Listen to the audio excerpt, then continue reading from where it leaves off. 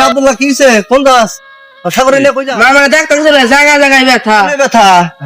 এনে ব্যথা এনে ব্যথা এনে ব্যথা এনে ব্যথা না এনে ব্যথা না এনে ব্যথা না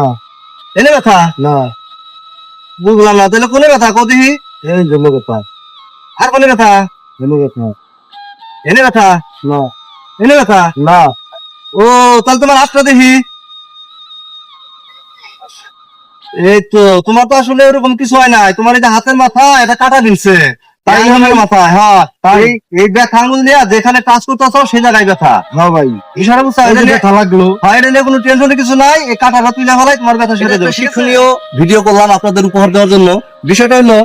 এর আঙ্গুলের মাথায় কাটা ছিল যার জন্য যেখানে টাচ করতো সেখানেই ব্যথা ছিল অর্থাৎ